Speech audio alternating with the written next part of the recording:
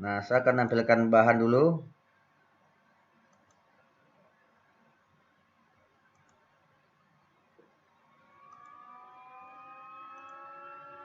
Nah, kelihatan? Kelihatan ya? Coba.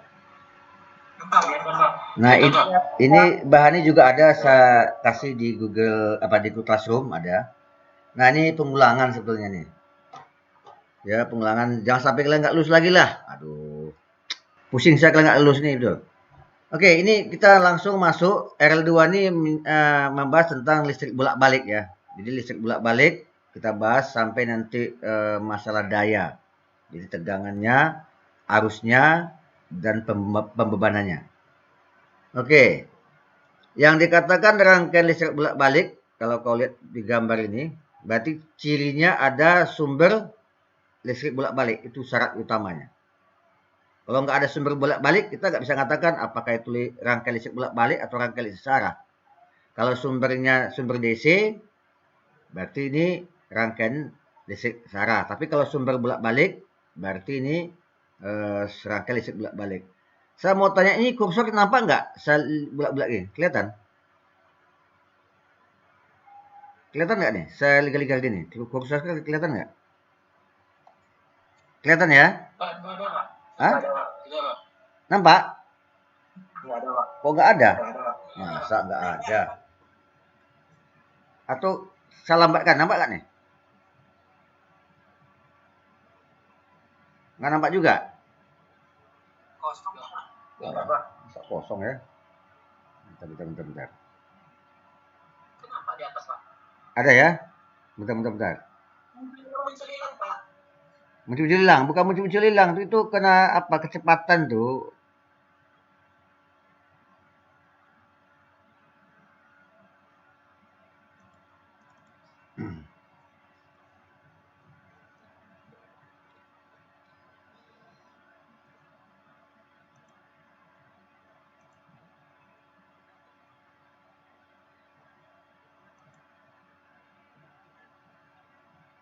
Nampak kan? Cuma kadang-kadang hilang timbul. Ya, bukan hilang timbul, kena kecepatan. Ini saya lambatkan, nampak ya? Oke lah. Nampak, Pak. Jadi rangkaian listrik bolak-balik itu cirinya ada sumber listrik bolak-balik itu utama. Nah, seperti biasa ada saluran, ada beban. Beban ini kita sebut device ya. Device ini beban listrik bolak-balik. Nah, inilah dikatakan rangkaian listrik bolak-balik. Nah, sumbernya apa? Kalau kita bicara sumber listrik bolak-balik itu kan dari perangkat yang berputar. Dalam hal ini contohnya generator listrik ini. Ya, ini ada gambar genset. Kelihatan ya? Itu sumber listrik bolak-balik. Bentuk gelombang gimana? Nah, begini. Ini sinus. Ya, listrik bolak-balik bentuknya sinus. Tapi kalau bentuk sinus saja belum tentu listrik bolak-balik loh. Ya, tergantung, perhatikan nih. Dikatakan listrik bolak-balik kalau gelombangnya ada yang di atas sumbu X dan ada yang di bawah sumbu X ini. Perhatikan sumbu X ini, sumbu omega T ini. Kelihatan? Halo, kelihatan ya? Ini dengar nggak saya ngomong nih? Kelihatan? Tolong kalian jawab ya, kalau saya tanya jawab apa? Saya perlu jawaban kalian biar saya bisa tahu pasti bahwa kalian lagi ngikuti. Takutnya saya bercuap-cuap sendiri nggak ada dengar. Jadi ciri dari gelombang listrik bolak-balik berarti ada gelombang yang di atas nol ini. Oke. Tegangan positifnya ada gelombang nih. Nih perhatikan nih, yang di bawah sumbu X. Ya. Ini nampak nih yang negatif nih di bawah sumbu X. Nah, kalau hanya yang ada di atas atau hanya ada di bawah, walaupun bentuk gelombangnya kayak sinus begini, tidak dikatakan bolak-balik. Ya, tidak dikatakan bolak-balik. Saya ambil contoh gini misalkan.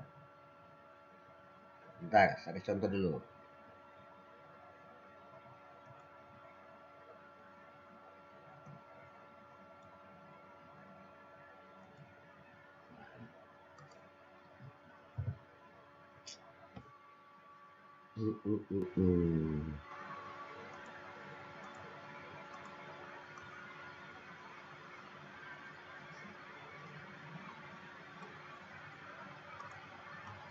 Bentar ya, saya lagi gambar ini.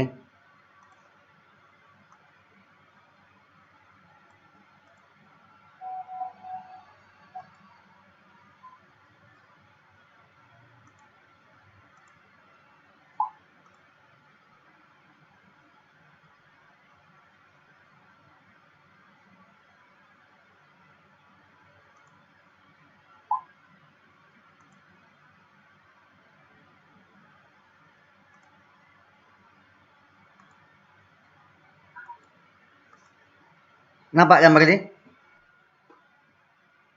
Nampak nggak gambar ini? Yang saya gambar barusan nih.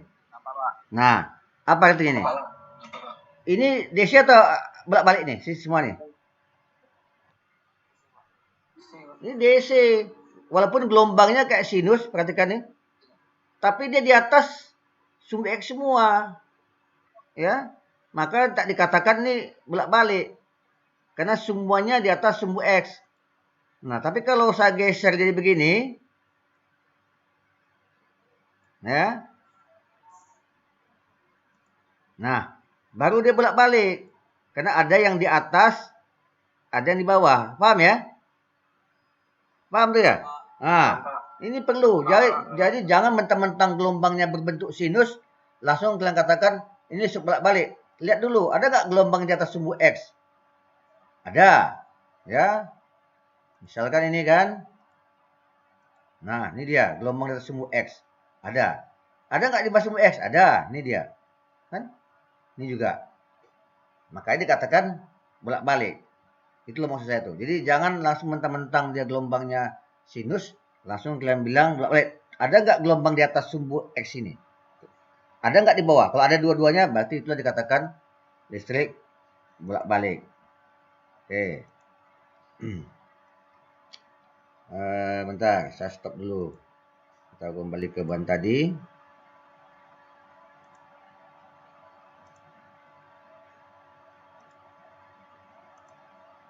Oke, kita kembali kemari. Kelihatan ya? Nah, itulah gelombang listrik bolak-balik. Nah, coba perhatikan. Sumbunya nih, sumbu omega T. Kelihatan nggak?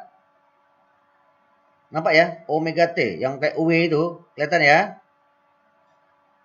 Mana suaranya nih? Nah, jawab langsung. Biar saya tahu kalian lagi tidak tidur. Ya, ini sumbu omega T. Fungsi ruang dan waktu. Ngapa? Dia berputar. Berputar sambil berjalan ke arah kanan. Ya, itu butuh waktu. Berputarnya itu ada sudut. Sudut 30, 40 generator kan berputar. Makanya sumbu omega T. Nah, yang tadi yang barusan kita bicarakan ini dikatakan sumber murni. Ngapa murni? Murni berarti dia dihasilkan oleh generator. Ya, murni itu hanya dihasilkan oleh generator. Perhatikan generator. Dan gelombangnya murni kayak sinus. Perhatikan nih gelombangnya. Persis sinus ya. Cacat. Nah, yang kedua nanti ada dikatakan sumber tidak murni. Berarti ini yang palsu. Tapi memang palsu tak palsu tapi bisa dipakai ya. Nah, katakan gelombangnya nih. Tidak persis sinus kan, petak. Ngapa? Karena dia berasal dari aki. Aki atau baterai yang kita masukkan satu alat yang namanya inverter. Nah, keluarannya didapat listrik bolak-balik, listrik AC. Nah, listrik AC yang dikeluarkan ini tidak dikatakan murni, tapi dikatakan listrik bolak-balik yang palsu. Tapi bisa kita gunakan. Nah, perhatikan gelombangnya. Gelombangnya kan petak, tapi kan menyerupai sinus ya. Bukan sinus, menyerupai sinus. Nah, inilah yang dikatakan sumber tidak murni. Nah, ini biasa dipakai nih jarang sekali ya. Biasanya kalau benda-benda khusus, misalkan kalian buat inverter misalnya dari aki, tidak ada generator, cara gimana biar dapat listrik bolak-balik? Ya, aki itu kita rubah menjadi bolak-balik dengan alat yang disebut inverter. Oke ya. Clear sampai sini kan? Nah, kemudian juga nanti ada dikatakan sumber listrik 3 fasa. Nah, ini sebenarnya listrik yang dihasilkan PLN itu bolak-balik 3 fasa. Fasa R, fasa S, fasa T. Atau ada orang menyebut fasa A, fasa B, fasa C, boleh. Atau ada yang menyebut fasa U, fasa V, fasa W, boleh, terserah namanya tak masalah. Yang penting 3. Artinya ada 3 sumber tegangan yang dihasilkan sekaligus. Nah, PLN menghasilkan listrik 3 fasa sesungguhnya. Cuman yang masuk ke rumah kau, yang masuk rumah kalian itu masing-masing, termasuk rumah saya juga, itu hanya salah satu fasa. Apakah fasa R-nya saja, atau fasa S-nya saja, atau fasa T saja, tak semuanya, ya.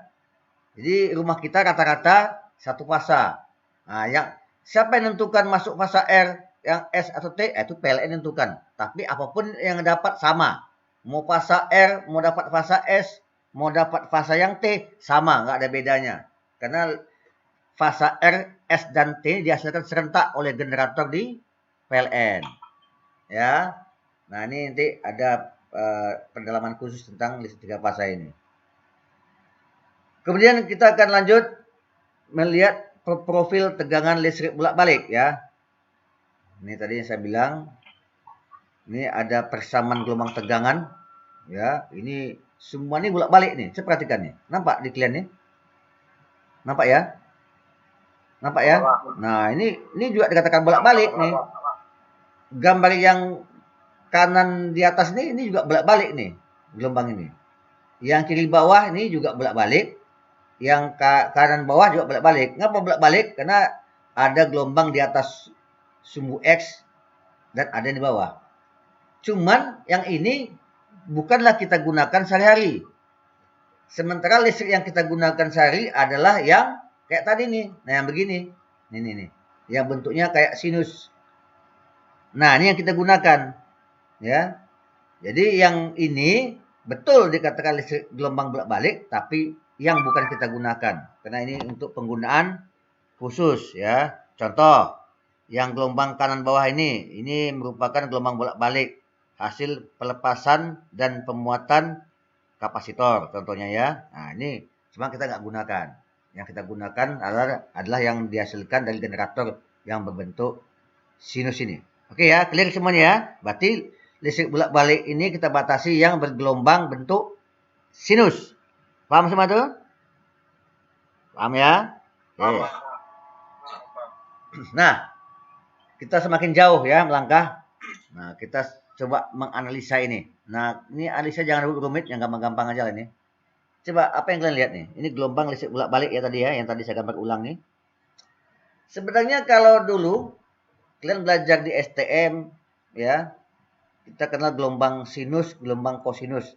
Tadi juga barusan saya bilang bahwa gelombang kita tuh adalah sinus ini, ya. Nah, tapi sebenarnya sinus ini kalau diperpanjang bisa jadi kosinus. Jadi sebetulnya gelombang listrik itu bisa sinus, bisa kosinus sebetulnya gelombang. Tergantung dari mana kita mengamatinya. Contoh ini, saya perhatikan gelombang ini. Nampak ya gelombang warna merah ini?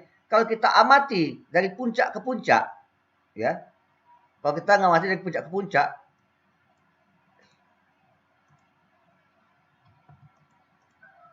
bisa berubah nih. Berubah warnanya?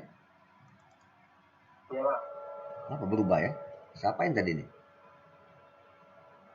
Bentar, kok bisa berubah?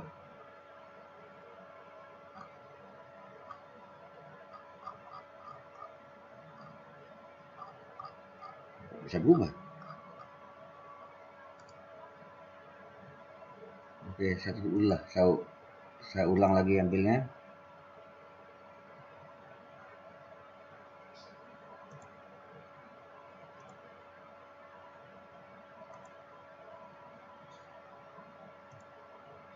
Nampak? Nampak gambarnya baru? Belum ya? Oke. Saya akan dulu nih.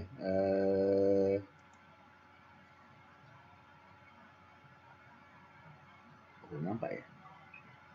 Oke. Udah kelihatan? Udah?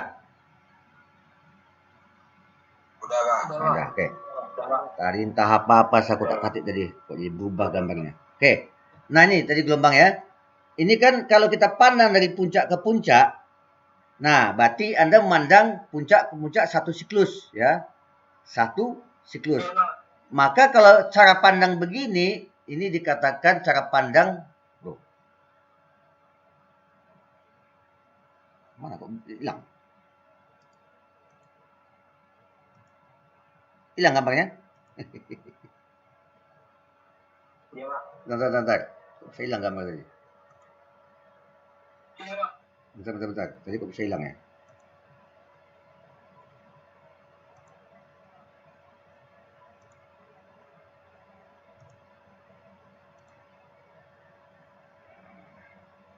Ini gara-gara tangan saya usil tadi ini. Oke, kita kembali ke tadi. Kelihatan ya? Oke. Jadi kalau cara pandang begini, kelihatan ya gambarnya? Kelihatan ya? Oke. Nah, cara pandang begini berarti gelombangnya gelombang cos. Berarti cara menyatakannya tegangan fungsi T ya, V fungsi T sama dengan V max cos omega T. Omega T sesuai dengan nama sumbunya, sumbu omega T. Kalau cara pandang ini, Vm itu Vmax. Yang mana? Ini loh, tegangan yang tertinggi di puncak ini. Itu Vmax. Nah, jadi kalau Anda tertarik dengan memandang dari puncak ke puncak, ya, ini dikatakan cara pandang cos. Berarti kalau gitu persamaan gelombangnya adalah V fungsi T sama dengan Vmax cos omega T. Ya. Perhatikan tuh, di puncaknya tegangannya maksimum, ya. Kalau kita bicara sudut, perhatikan sudut ini 0 sampai 2 pi atau 0 sampai dengan 360 derajat. Oke ya. Nah, tapi kalau kalian tertarik memandangnya dari sini, dari depan nih, dari titik 0 ke 0, satu siklus, maka ini dikatakan cara pandang sinus. Nampak ya cara pandang sinus? Nah, berarti persamaannya menjadi V fungsi T sama dengan V max sin omega T. Ya. V max yang mana? Ini yang puncak, tegangan puncak. Jadi kalau kalian tertarik mandangnya dari titik 0 ke 0 satu siklus, ya. Ini cara pandang sinus. Ya, cara pandang sinus. Tapi kalau kalian tertarik dari puncak ke puncak tadi, ini cara pandang kosinus. Itu bedanya. Jadi bisa sin, bisa cos tergantung cara pandang kalian dari mana. Ya. Nah, sekarang kita coba. Saya mau tanya dulu nih dari gambar ini. Coba perhatikan baik-baik gambar ini. Kalau cara pandang cos, ya, cara pandang cos, perhatikan cara pandang cos. Ketika titik sudutnya 0 derajat, berapa besar tegangannya itu? Coba. Vmax. Vmax kan? Ya enggak? Ketika 0 derajat, perhatikan nih 0 derajat. Kan Vmax ya? Besar tegangannya, betul? Jawab dulu, betul kan? Nah, ketika sudutnya mencapai 90 derajat, berapa besar tegangannya?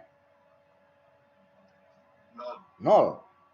Ketika mencapai sudutnya 180 derajat atau sebesar pi, itu berapa sudutnya? Tegangannya berapa? Berapa nih? Min ya, negatif Vmax, iya enggak? Puncak negatif, betul kan? Nah, itu.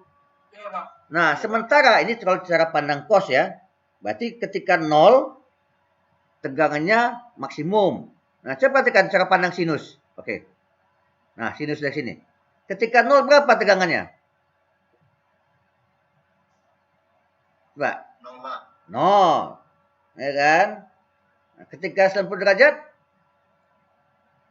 berapa besar tegangannya? Kalau cara pandang sinus ini. Ketika 90 derajat berapa besar tegangannya?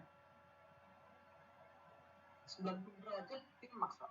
Max, oke. Vmax kan? Nah, itulah sekelumit perbedaannya cara pandang cos dengan cara pandang sinus.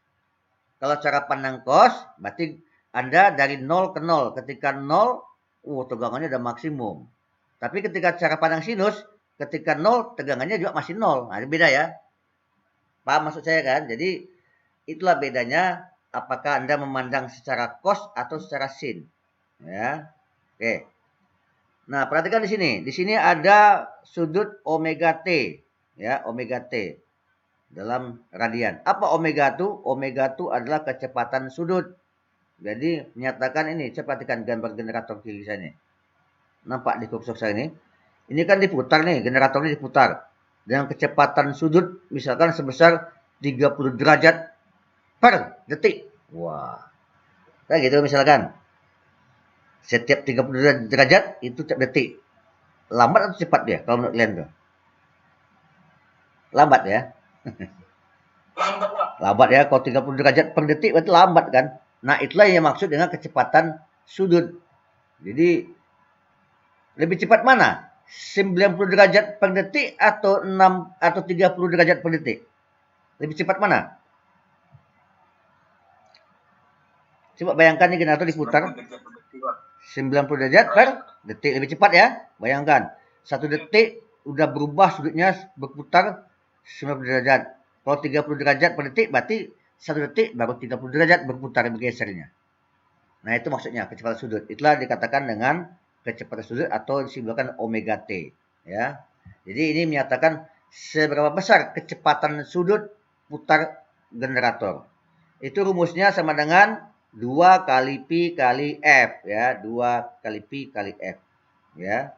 Jadi kecepatan sudut ini besarnya dalam radian per detik atau sudut per detik, boleh yang mana kalian pakai, ya. Kemudian ada nanti yang dikatakan frekuensi, ya. Ini sama dengan 1 per T. Nanti kita akan bahas juga nih di slide berikutnya apa itu frekuensi. Tapi ini secara matematik frekuensi itu sama dengan 1 per T. Apa T itu? T itu periode. Coba bedakan frekuensi dan periode. Frekuensi itu banyaknya gelombang penuh dalam 1 detik. Ya. Jadi ini banyak gelombang penuh dalam 1 detik.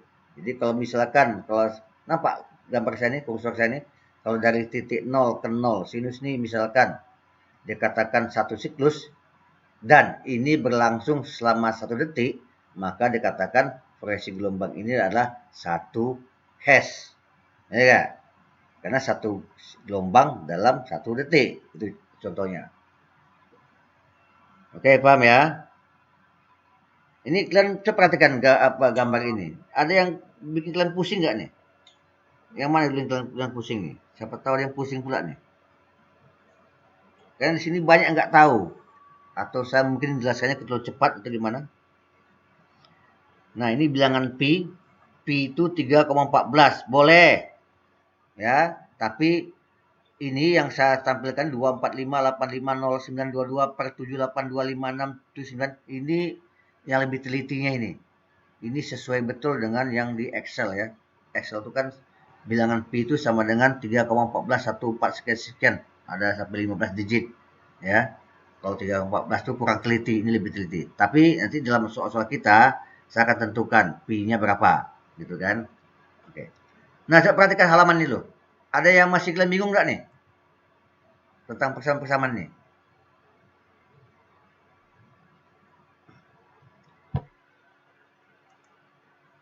Coba, ada nggak yang masih bingung nih?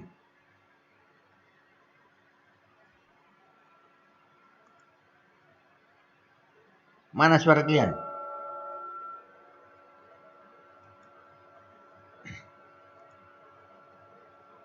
Chandra Gunawan. Udah paham kau gambar tadi itu? Ada yang masih bingung nggak di kau? Yakin kau paham gambar semua nih? Nah, yang lainnya, angka-angka ini semuanya paham nggak nih? Ini ada kan panah-panahnya. Pasti paham nggak nih kalian nih? Gambarnya semua nih. Nah, ini satuannya kecepatan sudut ini dalam radian per detik. Gimana mengkonversikan sudut dalam radian? Ini rumusnya, ya.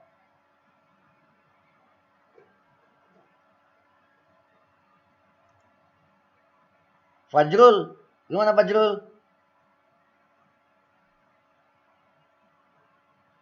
Mana Fajrul nih? Fajrul, gak paham kau? Mohon maaf Pak, jaringan saya kurang bagus Pak. Wah, jadi Suaranya gimana? patah-patah Pak. Patah-patah. Hadat, gimana Hadat?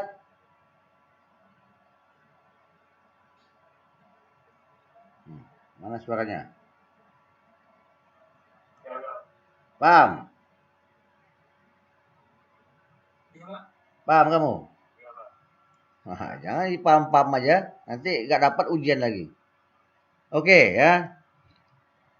Ini kalau kita bicara persamaan gelombang tegangan bolak-balik. Jaringan saya kurang bagus di sini Pak. Apanya kurang bagus? Ngapa gitu? Kamu di mana sekarang nih posisinya? Kampung? Di mana posisi kamu? Ini gimana kata-kata semua? Bagus apa enggak? Saya rencana ini saya rekam loh nih. Nanti ini saya mau tayangkan di YouTube juga biar kalian kalau yang nggak sempat lihat atau yang mungkin ada kendala nanti kalian bisa lihat di YouTube. Nanti saya kasih linknya. Ini saya langsung saya rekam ini semua nih. Oke ya. Jadi bagi yang nggak jelas, oke tak masalah nanti bisa nonton ulang di YouTube. Saya kasih linknya. Nah, oke, ini kita lewatin aja. Ini tadi kan kita bicara radian-radian kan tadi nih, ada kata-kata radian. Apa tuh radian, Pak? Nah, gitu kan. Radian itu menyatakan sudut, besarnya sudut yang mana ya, yang mana kalau ini perhatikan nih, titik A, titik B, kita ukur jaraknya itu akan sama dengan jarak dari 0 ke B atau jari-jari ini. Itulah dikatakan sudut satu radian itu. Ya, kalian mungkin bisa baca. Jadi satu radian itu adalah ini yang saya arsir warna biru ini. Sudut yang dibentuk warna biru nih. Sudut alfa ini. Inilah sudut satu radian. Artinya sebesar mana? Sebesar jari-jari yang sama dengan panjang busur dari AB ini. Nah, berapa sudutnya? Itulah sudut radian itu alfa itu. Oke, nanti ini di contoh soal aja nih. Lebih jelas sendiri.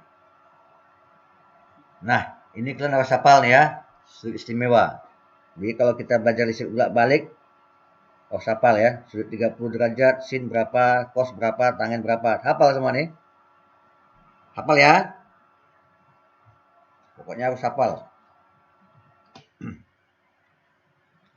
Nah, kemudian kita lihat lagi. Tadi kita sudah membahas yang bagian A yaitu matematika dari persamaan tegangan. Sekarang kita menginjak yang B. Frekuensi tegangan listrik. Jadi listrik bolak-balik itu berbeda dengan listrik searah, di mana listrik bolak-balik itu memiliki yang namanya frekuensi, ya, karena gelombangnya berubah setiap saat dan ada frekuensinya. Frekuensi listrik bolak-balik yaitu banyaknya siklus gelombang tegangan dalam tiap detik. Satuannya Hertz. Ya. Jadi banyaknya siklus gelombang tegangan dalam tiap-tiap detik. Nah, besar gelombang listrik bolak-balik ini nggak sama di tiap negara. Jadi besar frekuensi nggak sama. Untuk Indonesia 50 Hz. Ya. Indonesia rata-rata menganut frekuensi listrik 50 Hz. Itu sudah standar. Berarti alat-alat listrik yang diciptakan untuk Indonesia harus mematuhi persyaratan ini. Harus bisa beroperasi pada frekuensi 50 Hz. Paham itu ya? Tapi kalau di Jepang beda lagi. Di Amerika beda lagi. Kalau di Amerika biasanya tuh 60 Hz. Kalau di Jepang dan negara Asia lainnya rata-rata 100 Hz. Nah, untuk Indonesia memilih 50 Hz. Tahu mengapa 50 Hz Indonesia milih? Ada yang tahu nggak? Nggak tahu ya? Tahu Pak. Nah, saya pun nggak tahu juga. Saya lahir cuma ada 50 Hz. Sudahlah, kita patuhi 50 Hz lah. Itu pasti ada sejarahnya ngapa 50 Hz ya. Tapi yang jelas tiap-tiap negara beda. Nah, berdasarkan ini maka hati-hati kalian. Jangan asal-asal bawa barang-barang luar negeri tanpa cocok frekuensinya. Ya, mentang-mentang uang banyak ke luar negeri belanja elektronik. ketika dihidupkan di Indonesia bukan malah bagus, malah rusak alatnya. Karena frekuensi nggak cocok. Jadi orang Jepang itu, pabrik Sony di Jepang misalkan, dia ketika memproduksi alat elektronik Indonesia, dia tidak tahu. Jadi dicocokkan dengan frekuensi 50 Hz. Ya. Oke, itu satu. Paham tentang frekuensi kan? Selesai kan? Nah, kita masuk ke kecepatan sudut. Nah, itu tadi yang kita bicara tadi adalah seberapa besar sudut gelombang yang terjadi di setiap detik. Jadi kecepatan sudut itu perputaran generator tuh. Karena dia benda berputar, maka kecepatannya itu dalam derajat per detik ya enggak? Atau dalam radian per detik. Sudut per detik. Oke. Ini yang dikatakan kecepatan sudut yang simbolnya kayak W ini disebut dengan omega. Ini nyebutnya omega sama dengan 2 kali pi kali f. Yang mana pi adalah tadi yang saya uraikan tadi, ya. F itu frekuensi, ya. Nah, nanti di sini W sumber sama dengan W beban. Artinya apa tuh? Artinya ketika beban mendapatkan tegangan listrik bolak-balik, maka kecepatan tegangan listrik yang ada di beban juga akan sama dengan kecepatan tegangan listrik yang ada di sumber. Itu pasti. Oke ya, ini dia clear masalahnya, kecepatan sudut. Saya rasa ini nggak ada masalah. Omega itu sama dengan 2 kali pi kali f, itu dikatakan kecepatan sudut. Nah, kemudian kita menginjak yang ke D, profil D. Itu periode tegangan listrik. Dia ada periode. Tadi ada frekuensi, ya. Ini frekuensi.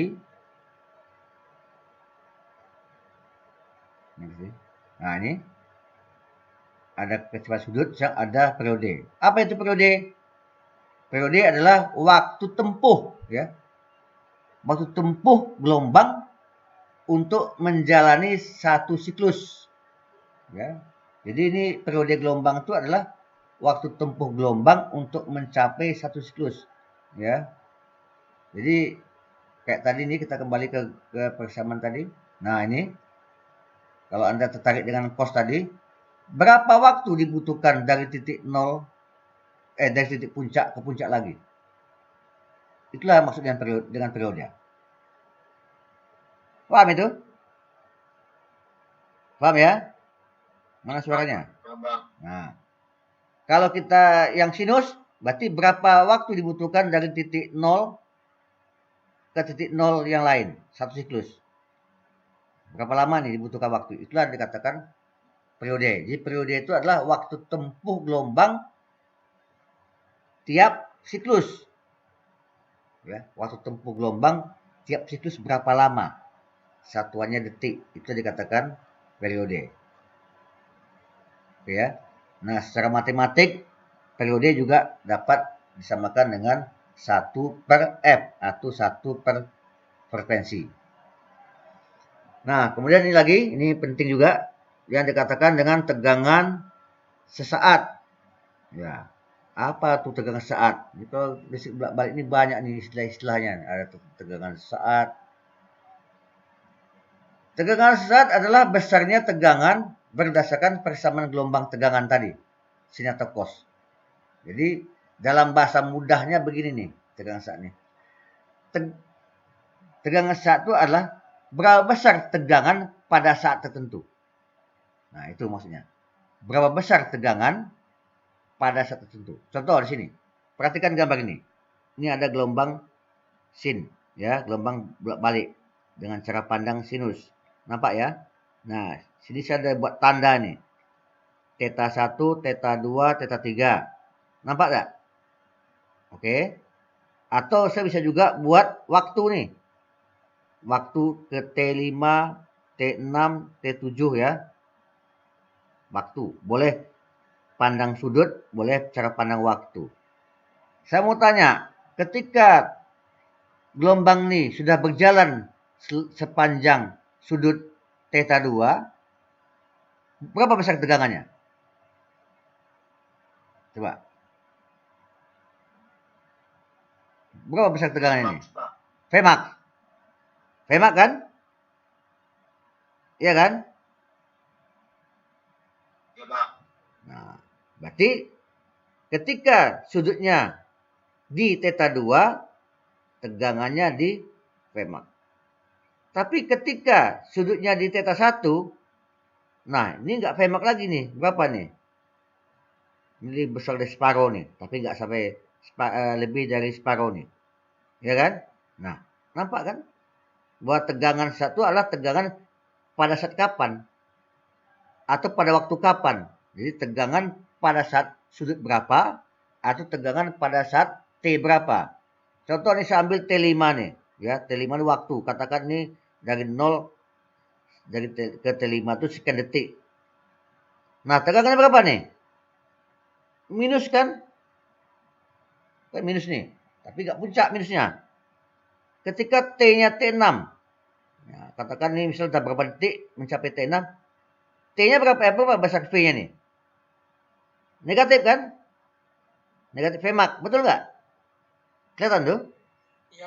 Nah, itu arti tegangan saat. Jadi tegangan satu adalah tegangan pada saat berapa. Jadi beda-beda angkanya, tak sama. Ya, itu dikatakan dengan tegangan saat. Nah, dari slide ini kan udah jelas nih.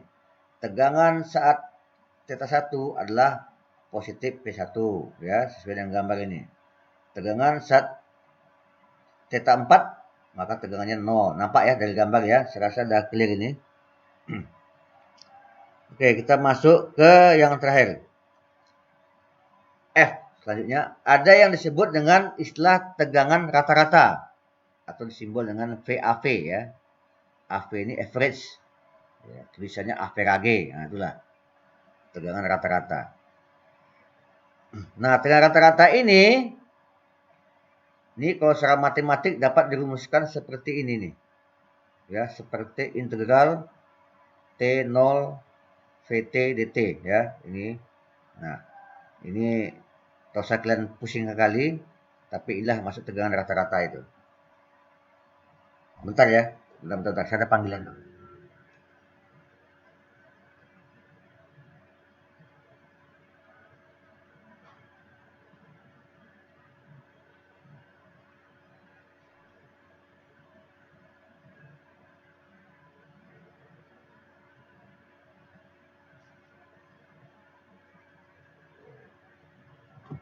Oke, kita lanjut. Ini tegangan rata-rata. Nah, di sini kalau kalian masukkan nanti para parameter T-nya ini 2 periode ya, ke 0, VT-nya. Nampak nih? Kalian masih nyimak nih? Masih nyimak? Masih, Pak. Masih nyimak. Ini contohnya nih, gelombang untuk sinus, khusus untuk sinus. Kalau kalian masukkan VT ini Vmax sin omega T, nanti dapat rata-ratanya 0. Nampak ya? 0. Jadi tegangan rata-rata untuk gelombang sinus ternyata hasilnya 0. Ini ya, 0. Jadi ini nanti akan membuktikan bahwa tegangan bolak-balik itu yang sinus, khusus sinus itu rata-rata tegangannya 0. Jadi kalau tidak 0 berarti bukan sinus. Nah, nanti kalau gelombangnya bukan sinus, kalian masukkan hasil nggak 0 ini. Berarti ada. Tapi kalau bolak-baliknya sinus atau kosinus tadi, pasti hasilnya akan 0.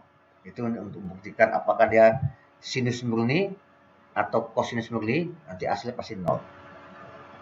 Oke, itu tegangan rata-rata. Ya, jadi ini kita perlu tahu besar tegangan rata-rata untuk membuktikan apakah gelombang kita sinus murni atau enggak, atau kosinus murni atau enggak.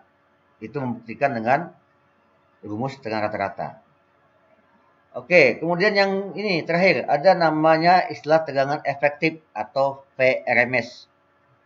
Ya, ada nama tegangan efektif atau VRMS. RMS itu Riemann square, ya artinya Riemann square. Nah, ini tegangan efektifnya adalah tegangan yang terukur sebetulnya nih. Ya. Jadi tegangan yang bekerja pada beban yang dapat diukur langsung oleh alat ukur. Ya, jadi contoh saya mau tanya. Sandi, Mas Sandi. Ada orang enggak? Sandi? Mas Sandi? Enggak nyimak lagi Sandi ya? Novi? Ah, siapa yang jawab nih? Novi atau Sandi nih? Novi? Ah, saya mau tanya, rumah kau berapa tegangannya Novi? Listrik kamu?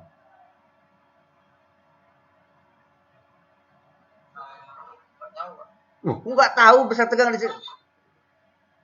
Masa nggak tahu? Kau pakai listrik di rumah, masa nggak tahu kau besar tegangannya berapa? Listrik dari PLN-nya menuju rumah kamu itu berapa tegangannya? Nggak tahu? Nggak tahu, masa nggak tahu? Titus, mana Titus? Orangnya ada. Mana apa ini suaranya nih? Ya, Pak. Nah, berapa besar listrik PLN yang masuk ke rumah kau? Berapa besar tegangannya? 700, Pak. Alah, alah, alah. Asal jawab aja. Tegangannya berapa? Berapa volt yang masuk ke rumah kau?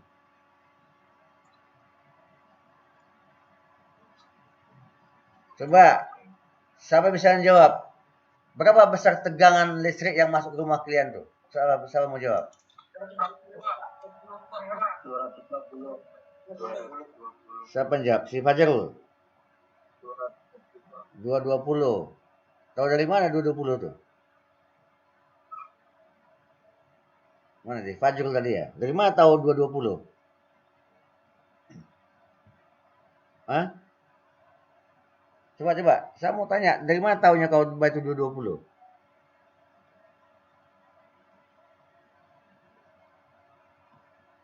Mana suaranya nih?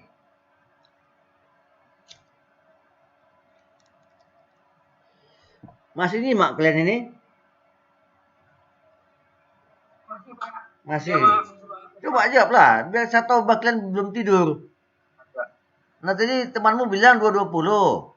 Katanya 220 volt. Nah tahu dari mana besar tegangan 220 volt tuh? Apakah kata PLN atau kata orang-orang yang umum atau udah kau ukur langsung? Diukur, Pak. Iya, betul. Pakai apa kau ukurnya? Pakai multimeter, Pak. Pakai multimeter. Betul tuh 220. Ya. Kalau di rumah saya nggak 220, kurang kadang 219, kadang 28. Nah, kadang lebih 220, kadang 221, kadang 223, ya. Jadi tegangan listrik di rumah kita itu sudah dipatok oleh PLN sebesar normalnya 220 volt kata orang PLN. Nah, kita buktikan. Ternyata tegangannya tak pas segitu kali. Ada kan kadang kelebihan dikit, ada kurang dikit, tapi normalnya 220 volt. Paham itu ya? Paham ya? Nah, dikatakan 220 volt tadi, itulah yang dikatakan dengan tegangan efektif. Itulah maksud tegangan efektif. Tegangan yang dapat diukur atau yang dapat terbaca langsung. Jadi tegangan 220 volt itu adalah besar tegangan efektif atau VRMS. Oke, jangan sampai salah lagi. Jadi kalau tanya orang, tegangan rumah kamu berapa? 220 volt, Pak. 220 volt itulah yang dimaksud dengan tegangan efektif. Karena dia dapat terbaca langsung oleh alat ukur. Oke, bisa paham semua tuh? Bisa. Nah, tuh, ya, bedakan ya. Kalau tegangan terjadi rata-rata nggak terbaca itu. Kalau pakai voltmeter pun tak terbaca. Nah, kalau tegangan efektif terbaca, itulah tegangan efektif itu tegangan yang terbaca oleh alat ukur. Nah, selanjutnya mulai sekarang, ya, mulai hari ini, mulai detik ini, kalau kita menyebut tegangan listrik bolak-balik tanpa ada embel-embel, maka yang dimaksud adalah tegangan efektif.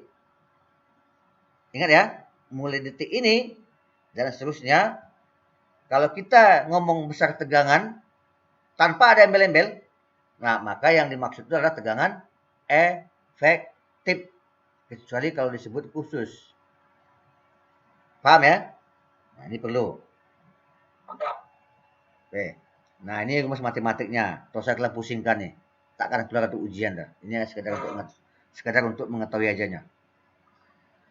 Oke, itu tadi tentang tegangan. Jadi ada tegangan efektif, ada tegangan rata-rata ya, ada tegangan sesaat. Di antara ini yang paling penting adalah tegangan efektif. Ya, ini yang paling penting kalian ketahui. Baik. Apa ini? Kapasitas daya dan energi bolak-balik. Ya. Yang A, kalau untuk sumber tak murni, tadi yang DC tadi ya, yang dari baterai dirubah ke listrik bolak-balik lewat inverter. Maka energi listrik AC-nya tergantung dari baterai. Selama baterai itu masih bernyawa, belum habis, maka Anda bisa hitung berapa besar energi listrik bolak-balik yang dihasilkan oleh si baterai tadi. Itu kalau untuk sumber tak murni, ya. Paham tadi kan? Jadi kan saya satukan tuh, ada dari aki dikasih inverter, habis itu dapat dihasilkan listrik bolak-baliknya. Itu energi yang diterima tergantung dari seberapa besar kapasitas dari baterai tadi atau aki tadi. Tapi untuk sumber yang murni yang dari perputaran generator itu besar energinya nggak terhingga. Selama dia masih diputar generatornya, selama itulah energi masih bisa diambil. Ya. Nah, sementara daya yang dihasilkan itu adalah sebesar S sama dengan V RMS kali I RMS. Masih ingat apa RMS itu? Coba, masih ingat tak apa efektif? Kalau VRMS berarti tegangan efektif. Kalau IRMS berarti arus efektif. Jadi kalau kita bicara efektif atau RMS itu bisa dua. Bisa tegangan kah atau arus. Kalau tegangan RMS, VRMS berarti maksudnya tegangan efektif. Yaitu tegangan yang dapat terukur. Itu tadi 220 volt tadi itu. Nah, kalau IRMS artinya arus efektif. Atau besarnya arus yang bisa terukur pakai tester itu. Ya, jadi daya oleh generator sama dengan VRMS dikali IRMS. Ingat rumusnya, jangan sampai lupa. Oke, sampai sini ban kita selesai di satu sesi ini. Saya mau ada pertanyaan nggak? Coba, saya ingin jangan sampai kalian nggak bertanya.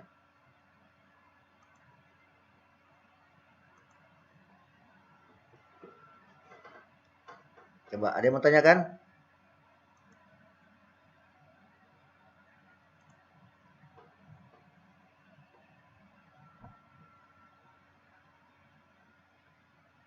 Coba. Jangan diam-diam aja ya.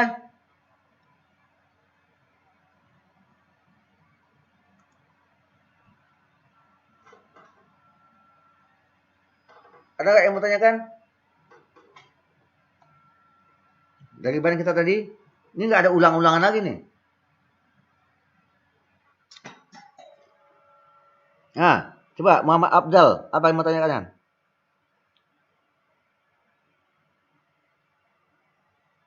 Abdal, tadi kau udah muncul nih. Apa mau kau tanyakan?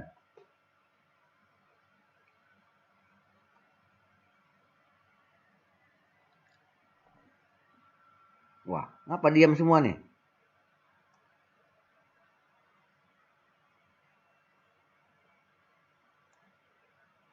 Coba. Saya tunggu. Ada pertanyaan?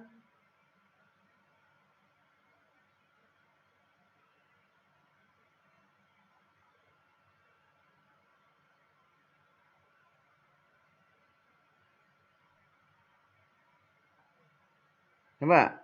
Nggak ada yang bertanya? Udah ngerti semua?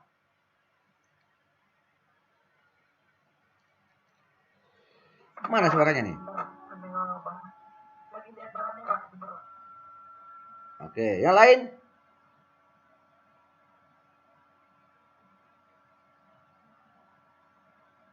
Ini hadir semua, tapi kok diam semua ya? Kalau kemarin waktu kuliah offline mungkin segan bertanya mungkin. Nah, ini kan bebas kalian bertanya. Di depan kalian komputer atau HP. Silakan bertanya ya. Yang topik tadi ini.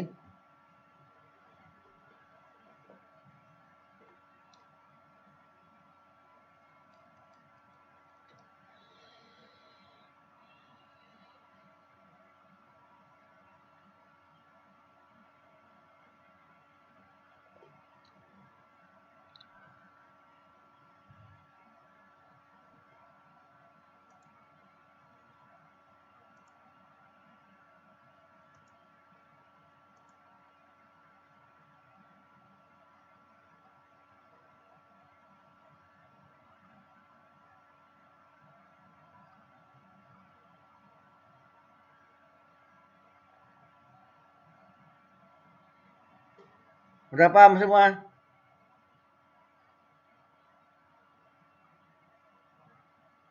Tadi si Alvin mau tanya, mau tanya kenapa Alvin?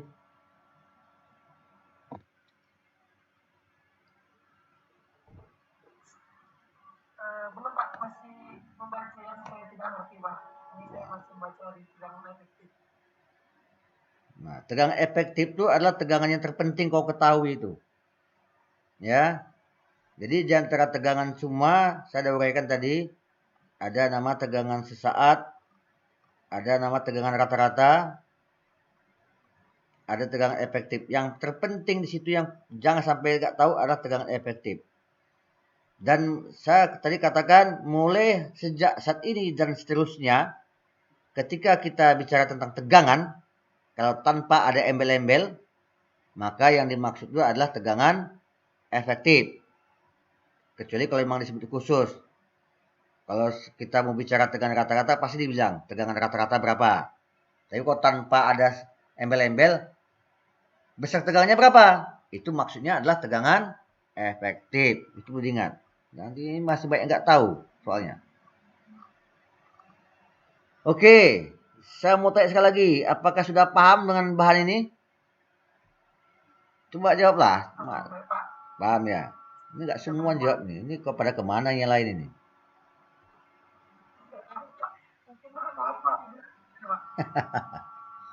Oke lah. Nanti ini tadi saya rekam ini. Bagi yang belum sempat menyaksikan, nanti saya kasih link YouTube-nya. Jadi setiap pertemuan pakai daring ini, saya selalu merekamnya nih. Video ini saya rekam, nanti saya tayangkan di YouTube. Nanti saya akan kasih linknya. Jadi bagi yang belum berkesempatan hadir atau mungkin jaringan ada terganggu, nanti dapat melihat di tayangan YouTube yang saya kasih linknya. Paham itu? Oke. Nah, sebelum saya tutup, sebelum saya tutup, tolong isi absen. Itu ada absen online kan, absen kuliah. Tolong ikuti caranya isi. Ya, itu nanti akan tutup pukul berapa saya ke setting, dia lupa nyeting itu. Jam 3 nggak salah tuh. Nah, tolong diisi absen itu absen pelaporan dari saya nanti ke prodi. Oke, itu aja ya. Jadi, kalau itu saya sudahi aja nanti. Ya. Saya sudahi aja nih, saya lab nanti ada saya kasih link untuk di YouTube. Oke, terima kasih atas perhatiannya. Sampai jumpa pada pertemuan berikutnya. Assalamualaikum warahmatullahi wabarakatuh. Ya.